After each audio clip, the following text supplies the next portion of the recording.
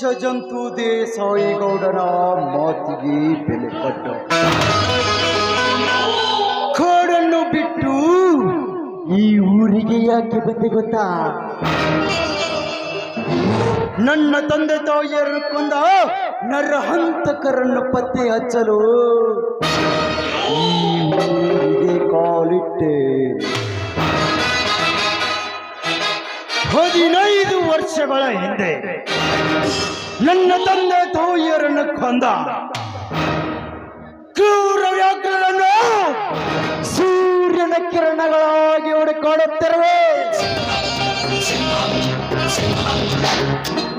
ಈಗೇನಾದರೂ ನನ್ನ ಮನೆಗೆ ಬೆಂಕಿ ಹಚ್ಚಿ ನನ್ನ ವಂಶವನ್ನು ಸರ್ವನಾಶ ಮಾಡಿದ ಕೊಳ್ಳಿಗಳು ಈಗೇನಾದರೂ ಸಿಕ್ಕರೆ ಅವರನ್ನು ಸುಮ್ಮನೆ ಬಿಡುವುದಿಲ್ಲ. ನಾನವರನ್ನು ಮಾತ್ರ ಸುಮ್ಮನೆ ಬಿಡುವುದಿಲ್ಲ.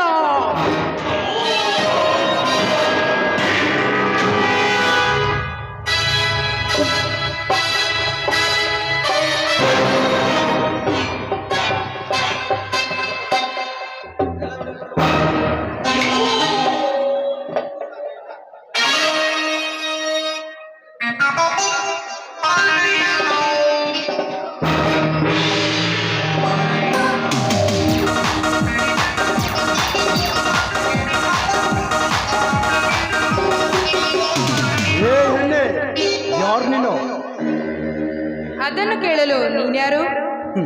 ಕಲ್ಲು ಮುಳ್ಳಿನ ಮೇಲೆ ಮಲಗಿದ್ದ ಗುಟ್ಟಿ ಮೈ ಬೆಟ್ಟದ ಹುಲೆ ಕಾಡಿನ ವೀರನನು.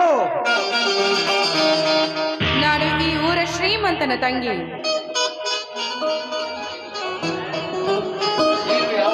ನೀನು ಯಾವನ ತಂಗಿಯಾದರೆ ನನಗೇನು? ನಿನ್ನನ್ನು ಯಾವನಾದ್ರೂ ಮದುವೆ ಮಾಡಿಕೊಂಡಿರುವನೇ?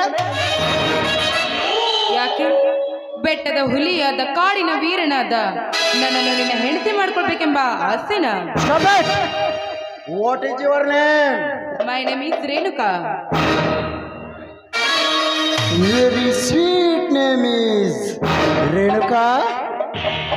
ರೇಣುಕಾ तू नहीं जानते my name is ಅಗ್ನಿದೇವ. ನೋಡು, ನೀನು ಅಗ್ನಿ ದೇವನಾದ್ರೂ ಆಗಿರು, ಅಗ್ನಿ ಶಾಮಕನಾದ್ರೂ ಆಗಿರು, ನಾನೇನು ನಿನ್ನ ಮದುವೆ ಆಗಲು ನಿಂತಿಲ್ವಲ್ಲ. ಮದುವೆ?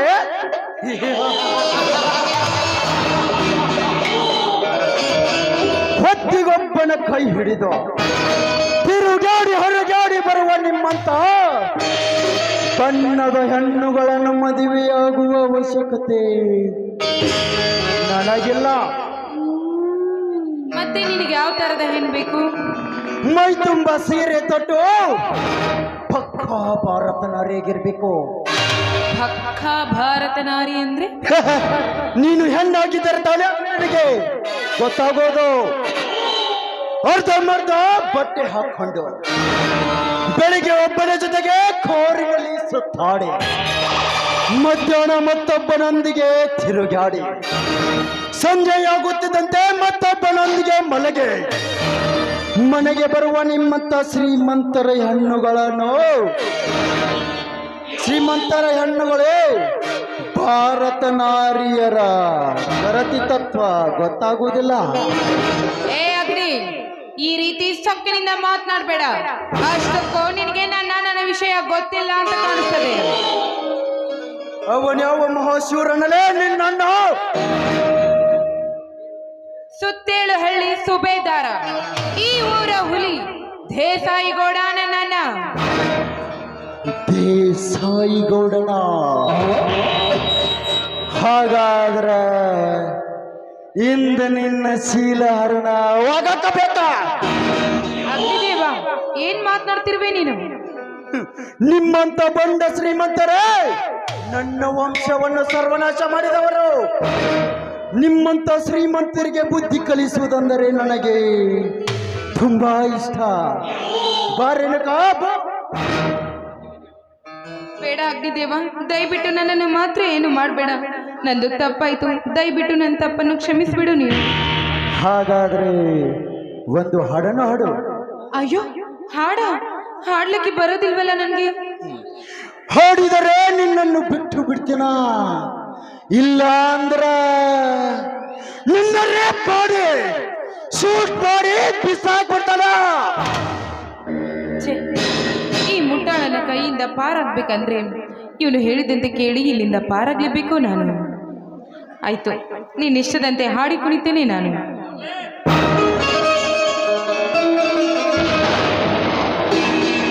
ಮುಂಗಾರು ಜನ್ಮದ ಗೆಳತಿ ಸಿಂಗಾರ ಸೀಮೆಯ ಬಡತಿ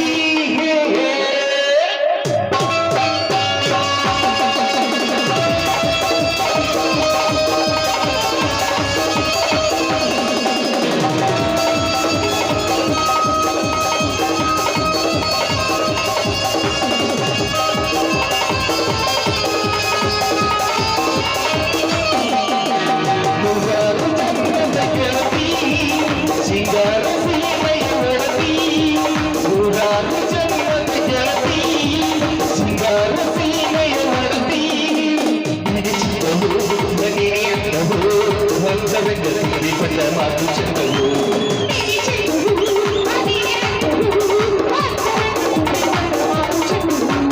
ಮುಂಗಾರು ಜನ್ಮದ ಗೆಳತಿ ಸಿಂಗಾರ ಸೀಮೆಯ ಬಡತಿ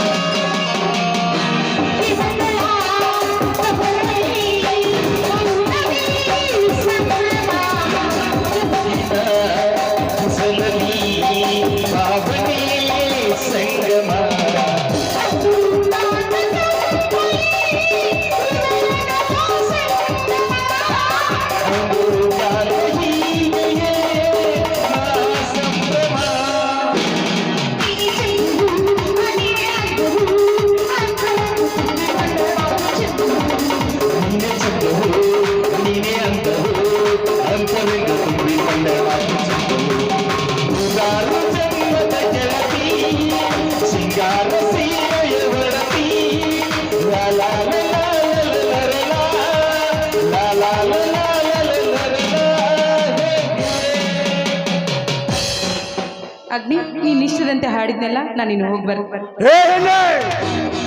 ಹೋಗಬೇಡನಿಲ್ಲ. ಲೇ ಸೊಕ್ಕಿನ ಎಣ್ಣೆ ರೇಣುಕ, ಇಂದು ನಿನ್ನ ಶೀಲ ಹರಣವಾಗಬೇಕ. ನಿನ್ನ ಕೆಂದುಟಿಯ ಸಿ ಚುಂಬನ ನನಗೆ ಕೊಡಬೇಕ.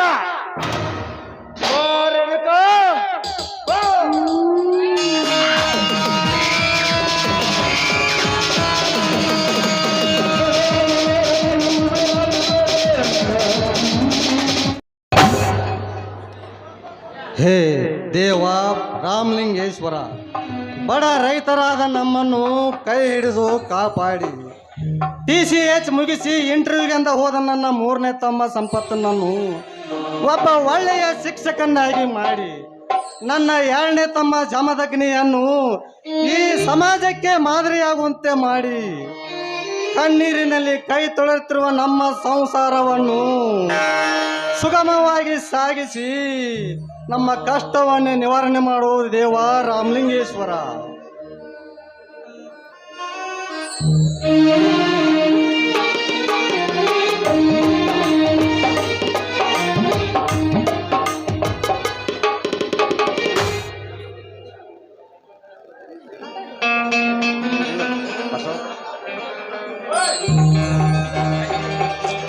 ಶಬರಿ, ಆ ದೇವಿಯ ಪೂಜೆ ಮುಗಿಸಿ ದೇವಿಯಲ್ಲಿ ಬೇಡಿಕೊಂಡು ಬಂದೆ.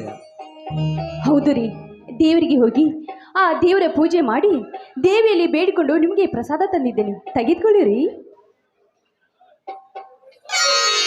ಶಬರಿ, ಆ ದೇವಿಯ ಸನ್ನಿಧಿಯಲ್ಲಿ ಏನೆಂದು ಬೇಡಿಕೊಂಡು ಬಂದೆ? ರೀ, ನನ್ನ ಗಂಡನ 2 ಕಣ್ಣ ಆದ ಆ ನನ್ನ ಮೈದನನ್ನು ಚೆನ್ನಾಗಿಟ್ಟು ದೇವ್ರಿ ಅಂತ ಬೇಡಿಕೊಂಡು ಬರೀ. ಇನ್ನು TCS ಮುಗಿಸಿಕೊಂಡು ಶಿಕ್ಷಕರ ಹದ್ದಿಗೆ ಇಂಟ್ರಿಗೆ ಹೋದ ನನ್ನ ಮೈದನ ಸಂಪತ್ತಿಗೆ ಆ ಇಂಟ್ರಿನಲ್ಲಿ ಪಾಸಾಗಿ ಬರಲಿ ಅಂತ ಬೇಡ್ಕೊಂಡೇ ಬಂದಿರಿ. ಅಷ್ಟೇ ಅಲ್ಲದೆ ನನ್ನ ಮೈದನ ಜಗನಗ್ದಿ ಒಬ್ಬ ಆದರ್ಶ ವ್ಯಕ್ತಿ ಆಗಲಿ ಅಂತ ಬೇಡಿಕೊಂಡು ಬಂದಿರಿ. ನೆಚ್ಚಿದ ಶಬರಿ ಮಾತಿಗೆ ನೀನೇನು ಆ ದೇವಿಯಲ್ಲಿ ಬೇಡಿಕೊಂಡು ಬಂದೆ. ಆದರೆ ಯಾಕೆ ಸ್ವಾಮಿ, ಆದ್ರೆ ಎಂಬ ಶಬ್ದ ನಿಮ್ಮ ಬಾಯಿಂದ? ನನ್ನಿಬ್ಬರ ತಂದೆ ತಾಯಿಗಳಿಲ್ಲದ ನನ್ನಿಬ್ಬರ ತಮ್ಮಂದಿರನ್ನು ಜೀವಕ್ಕೆ ಜೀವವಾಗಿ ಜೋಪಾನ ಮಾಡಿಕೊಂಡು ಬಂದಿದ್ದೇನೆ.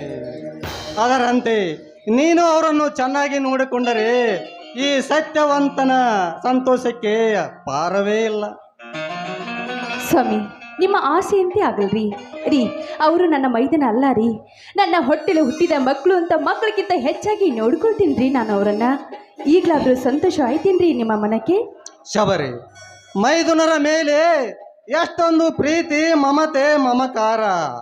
ನೀನು ಈ ಬರೀ ಸತ್ಯವಂತನ ಹೆಂಡತಿ ಅಲ್ಲ ಶಬರಿ, ಈ ಸತ್ಯವಂತನ ಕೈ ಹಿಡಿದ ನನ್ನ ಭಾಗ್ಯದ ದೇವತೆ ನೀನು. ರೀ, ಇಷ್ಟು ದೊಡ್ಡ ಮಾತು ಮಾತಾಡಿ ನನ್ನ ಅಟ್ಟಕ್ಕೆ ಏರಿಸ್ಬೇಡ್ರಿ. ಅಷ್ಟು ದೊಡ್ಡ ಗುಣ ಹೆಣ್ಣು ನಾನಲ್ಲ ರೀ.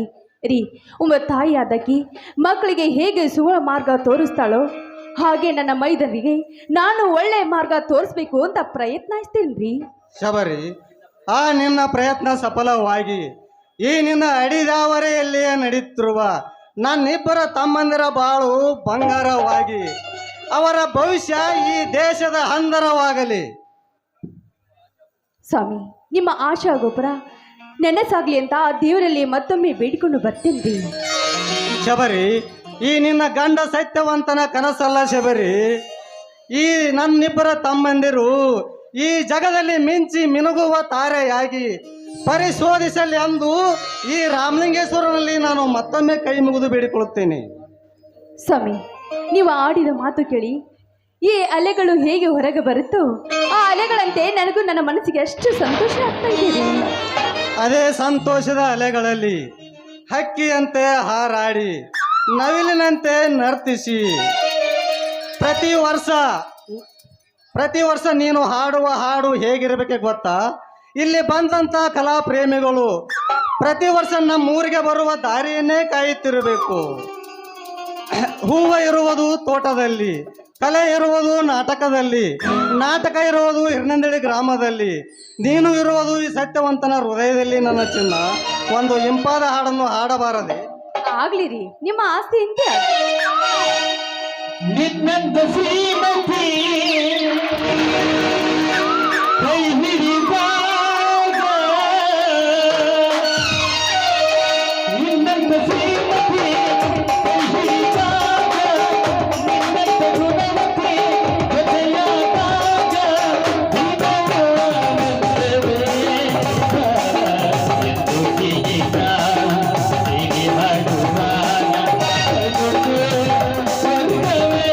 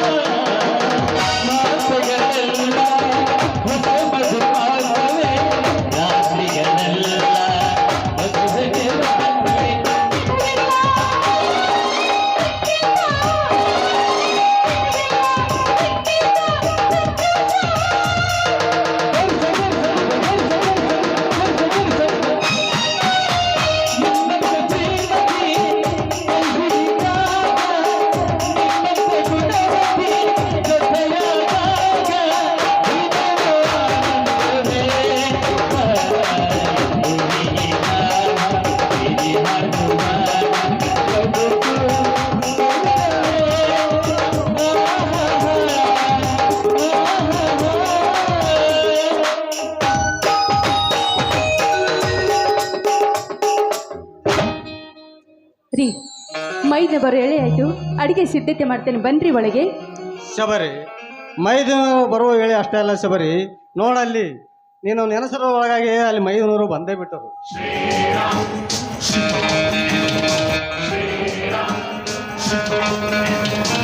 ಅಣ್ಣ ಅತ್ತಿಗೆ. ಬಾರಪ್ಪ ಮೈದನ, ಈಗ ಬಂದೇನಪ್ಪ. ಹೌದು ಅತ್ತಿಗೆ, ಈಗ ಬಂದೆ. ನೋಡು ಸಂಪತ್, ನೋಡು ಶಬರಿ, ನನ್ನ ತಮ್ಮ ಬೆಂಗಳೂರಿನಲ್ಲಿ ಇಂಟರ್ವ್ಯೂನಲ್ಲಿ ಪಾಸಾಗಿ ಬಂದಿದ್ದಾನೆ. ಹೌದು ಅಣ್ಣ, ನಿಮ್ಮೆಲ್ಲರ ಆಶಯದಂತೆ ನಾನು ಶಿಕ್ಷಕರ ಇಂಟರ್ವ್ಯೂನಲ್ಲಿ ಪಾಸಾಗಿ ಬಂದಿದ್ದೇನೆ. ತೆಗೆದುಕೋ ಅಣ್ಣ ಸ್ವೀಟ್.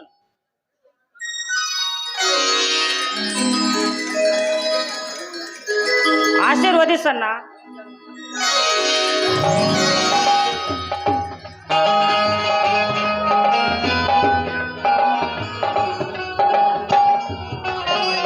ಎದ್ದೇಳು ಸಹೋದರ, ಎದ್ದೇಳು, ಎದ್ದೇಳು ಸಹೋದರ, ಎದ್ದೇಳು. ನೋಡು ಶಬರಿ, ನಮ್ಮಿಬ್ಬರ ಭಾವನೆಯಂತೆ ನನ್ನ ತಮ್ಮ ಇಂಟರ್ವ್ಯೂನಲ್ಲಿ ಪಾಸಾಗಿ ಬಂದಿದ್ದಾನೆ. ತೆಗೆದುಕೋ ಅತ್ತಿಗೆ ಸ್ವೀಟ್.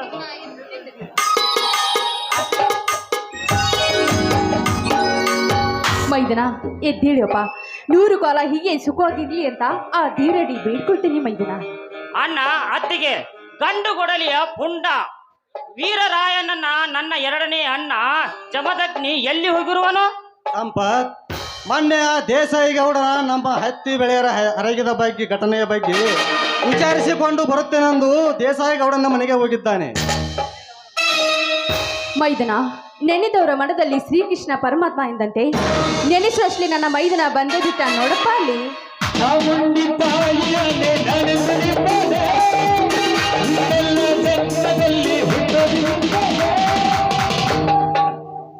ಅಣ್ಣ ಅತ್ತಿಗೆ ಸಹೋದರ ಸಂಪತ್, ಮೂವರು ಒಟ್ಟಾಗಿ ಮೇರು ಪರ್ವತ ಬಂಡೇನಿಮೆ ತಲೆ ಮೇಲೆ ಬಿದ್ದಂತೆ ಮಾತನಾಡುತ್ತಾ ನಿಂತಿರುವಿರಲ್ಲ, ಏನದು? ಸಂಪತ್, ನಮ್ಮ ಅಣ್ಣ ಜಮದಗ್ನಿ ಎಲ್ಲಿ ಅಂತ ಕೇಳಿದ, ಅದಕ್ಕೆ ನಿನ್ನ ನಿನ್ನ ವಿಚಾರವನ್ನೇ ಮಾತನಾಡುತ್ತಿದ್ದೇವಪ್ಪ. ಓಹೋ ದೇವಿ, ಹೋದ ಕೆಲಸ ಯಾವ ಪುಂಡ ಪೋಕರಿ ಮಗನೇನಾದರೂ ನಿಮಗೆ ಪುಂಡತನ ತೋರಿಸಿ ಹೋಗಿದ್ದರೆ ಅವನ ರುಂಡವನ್ನು ಚಂಡಾಡಿ ಬಿಡುತ್ತೇನಣ್ಣ ಈ ನನ್ನ ಗಂಡು ಕೊಡ್ಡಲಿಯಿಂದ. ಅಣ್ಣ ಜಮದಗ್ನಿ ಗಂಡು ಗೊಡಲಿಯ ಪುಂಡ, ಗಜ ಕೇಸರಿಯ ಗಜ ಕೇಸರಿ ಅಂತ ನಿನ್ನಂತ ಅಣ್ಣನಿರುವಾಗ ನಮ್ಮ ಮನೆತನದ ಕಡೆ ನೋಡಿ ಮಾತನಾಡುವ ಕುಂಡಿಗಳು ಯಾರಿದ್ದಾರನ್ನ ಈ ಊರಿನಲ್ಲಿ? ಸಹೋದರ ಸಂಪತ್, ಯಾರಿಲ್ಲವೆಂದು ನುಡಿಯಬೇಡ. ಆಕಳ ಮೋತೆಗೆ ಕತ್ತೆ ಒದಿತೆಂದು ಹೊರಗೆ ಬಸಪ್ಪ ಒಳಗೆ ಈಸಪ್ಪ, ಚಂದ ಮುಚ್ಚಿದ ಖಂಡದಂತಿರುವ ಆ ಹಲಕಟ ದೇಸಾಯಿ ಗೌಡನಂತ ನಾಮರ್ದ ನನ್ನ ಮಕ್ಕಳು ಎಷ್ಟಿಲ್ಲ ಈ ಹಾಳು ಸಮಾಜದಲ್ಲಿ. ಊರ ಉಸಬ್ರಿ ನಮಗೆ ಯಾಕೋ ಬೇಕು ಅಂತ ಮುಂದೆ ವಿಚಾರ ಮಾಡಿದರಾಯ್ತು. ಆ ದೇಸಾಯಿ ಗೌಡನ ಮನೆಗೆ ಹೋದ ಕೆಲಸ ಏನಾಯಿತು? ಅಣ್ಣ, ನೀವು ಹೋದ ಕೆಲಸ ಏನಾಯ್ತೆಂದು ಹೇಗೆ ಹೇಳಲೆನ್ನ? ನನಗೆ ಬಂದ ಕೋಪದಲ್ಲಿ ಆ ಗೌಡನನ್ನು ಏಳಿಗೆ ಕಟ್ಟಿ ಹೋಗಿ ಉಂಡು ಬರಬೇಕಿತ್ತು. ಆದರೆ ನೀ ಕೊಟ್ಟ ವಚನದ ಪ್ರಕಾರ ತಿಳಿ ಹೇಳಿ ಬಂದಿದ್ದೇನಣ್ಣ, ವಾರ್ನಿಂಗ್ ಮಾಡಿ ಬಂದಿದ್ದೇನೆ. ಸಹೋದರ, ಅವನು ನಿನ್ನ ವಾರ್ನಿಂಗಿಗೆ ಬಗ್ಗದಿದ್ದರೆ ಏನು ಮಾಡುವೆ ಜಮದಗ್ನಿ? ಸತ್ಯವಂತ ಹೇಳಿ ಕಳಿಸಿದ ಪ್ರಕಾರ ತಿಳಿಸಿ ಹೇಳಿ ಬಂದಿದ್ದೇನೆ. ಅದನ್ನು ಒಪ್ಪಿಕೊಂಡು ನಡೆದರೆ ಅವನಿಗೂ ಒಳ್ಳೆಯದು, ನಮಗೂ ಒಳ್ಳೆಯದು. ಇಲ್ಲದಿದ್ದರೆ ನಾಳೆ ತಿಳಿಯುತ್ತದೆ ಅವನ ಹೊಲದಲ್ಲೇ ರಕ್ತದ ಕಾಳಗ. ಆ ರಕ್ತದ ಕಾಳಗದಲ್ಲಿ ಆ ದೇಸಾಯಿ ಗೌಡು ಸಾಯಬೇಕು, ಒಂದು ಇಲ್ಲ ನಾನು ಸಾಯಬೇಕು ಒಂದು ಹುಲಿ ಎಬ್ಬಿಸಿದ ಹುಲಿ ರಾಯನಾಗಿ ಆ ಪೊಂಡರನ್ನು ನೆತ್ತ ಸೀಳಲು ಹುಟ್ಟಿ ಬಂದಿರುವ ಗಂಡರ ಗಂಡ ಪೊಂಡ ಜಮದಗ್ನಿ ನೆನಪಿಟ್ಟು ಕೊಡಲೇ ಗೌಡ. ಅತ್ತಿಗೆ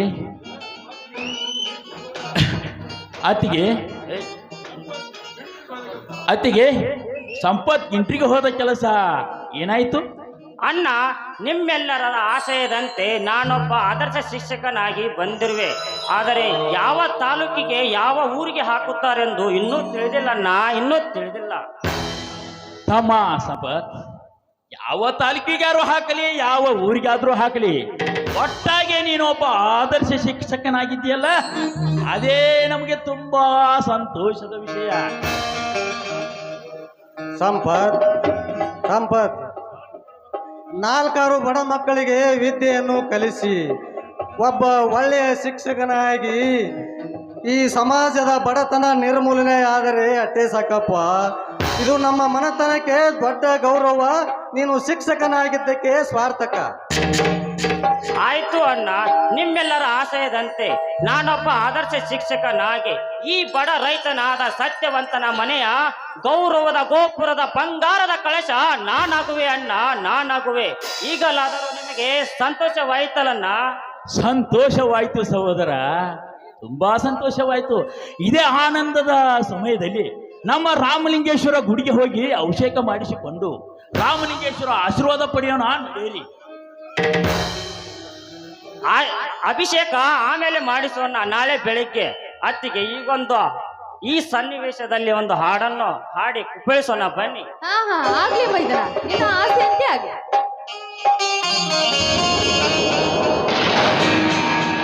ಅಲ್ಲುಂಟು ಇಲ್ಲುಂಟು ಜಲ್ಲುಂಟು ಎಲ್ಲ ಕಾಣದ ದೇವರನ್ನು ಹುಡುಕುವುದು ಏಕೆ? ಹರಿಯುವ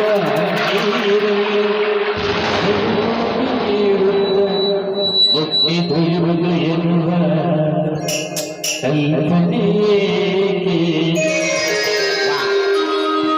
ಮನೆ ಮಂತ್ರಾಲಯ ದೇವಾಲಯ, ಮನೆ ಮಂತ್ರಾಲಯ ದೇವಾಲಯ, ದೇವರನ್ನು ಪ್ರೇಮ ಸ್ವರೂಪ